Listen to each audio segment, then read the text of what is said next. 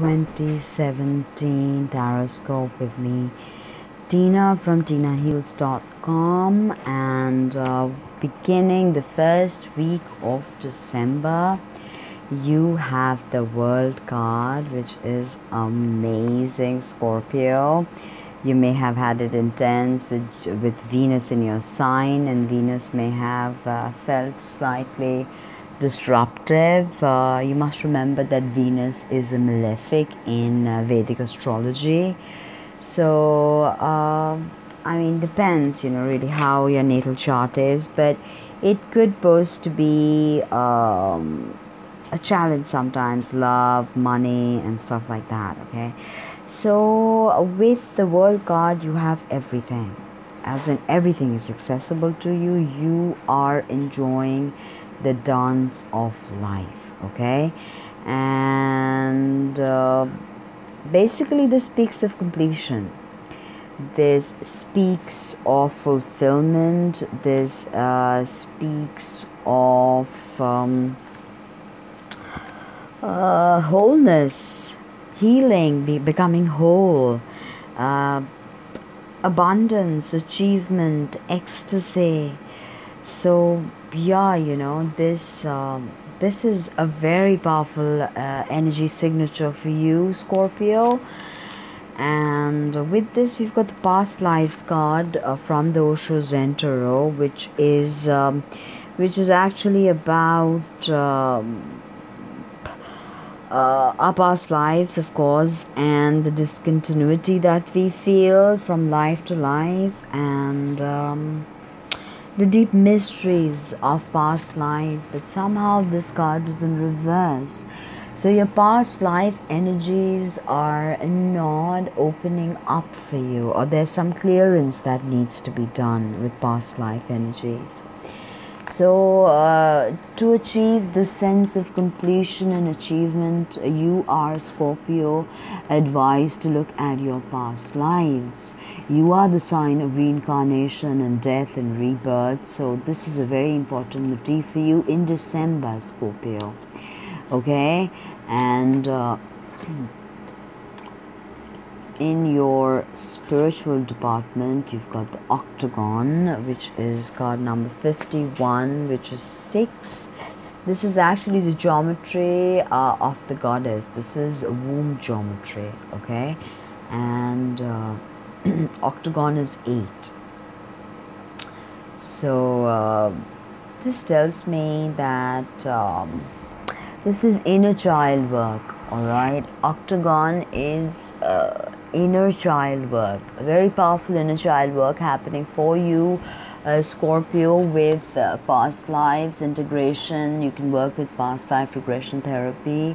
You can work with NLP and various other thought suggestions and meditation techniques. You can consult me for to learn more in detail about that. And what you have in your love department is let your friends help you, and the 9 of Cups in reverse, which speaks of lamentations and speaks of you not being able to fulfill your quest, okay, your romantic quest, whatever that is. But you have help here, because you can ask your friends to help you, and you've got childhood and innocence as your oracle.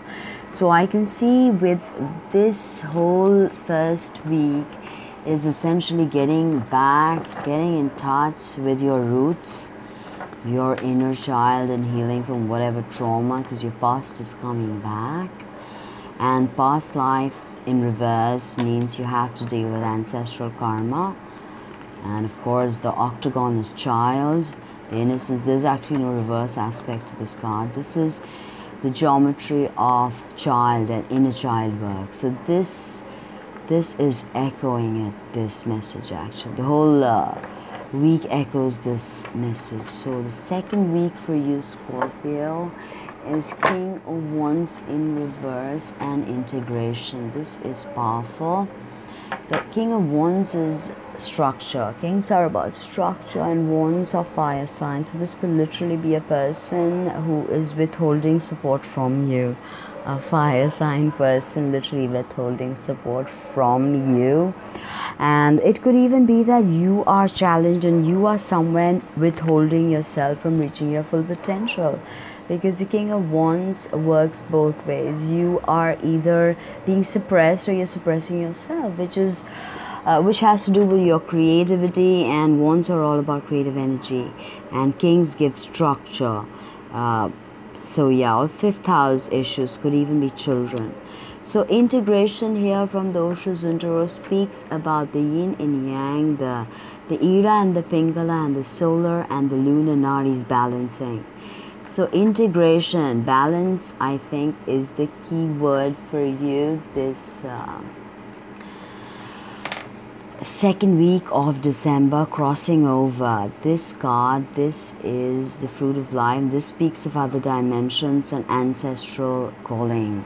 So you are probably being called to help your ancestors move along, which is very significant with these other cards in question also. So the first week bleeds into the second week. As you can see, the messages are echoing, and you are the sign of reincarnation. So there is something there that you may have to work with.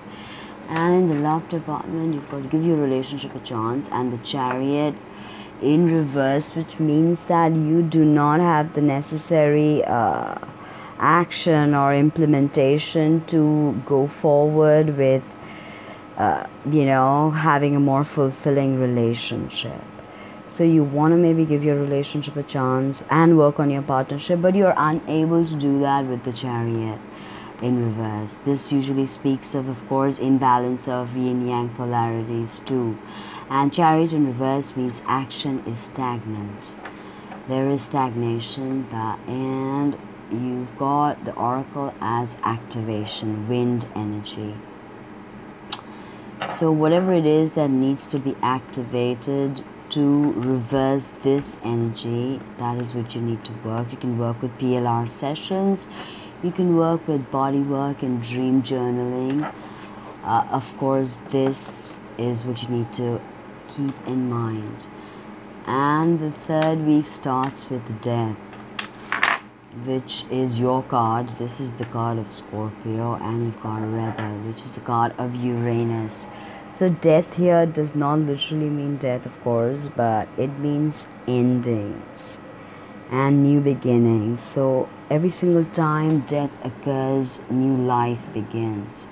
Because if we do not do away with the old, we cannot bring new energy into our lives, right?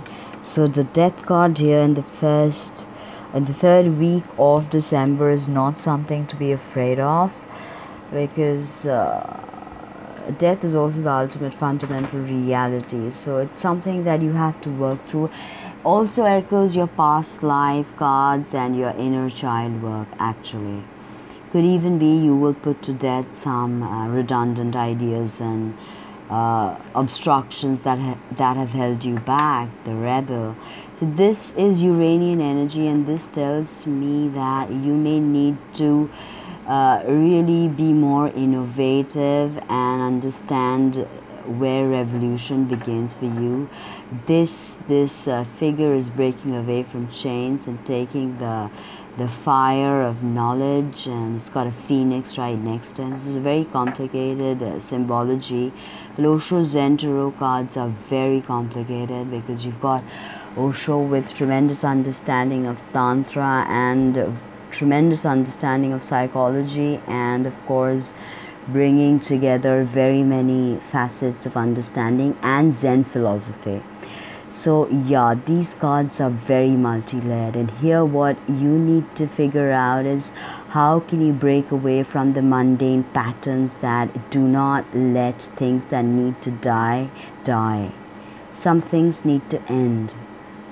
So you've got to be the Rebel and figure out what needs to go and what needs to stay, and how you can become more innovative in your life. You've got the Metatron's Cube, which is about activation and balancing of male-female polarities. This is 41, and it adds up to a 5. So 5s are a lot about strife and conflict also. But fives have this extreme energy, but Metatron's cube has no reverse aspect, and this actually is 13 female circles from the fruit of life, connecting every center with straight lines.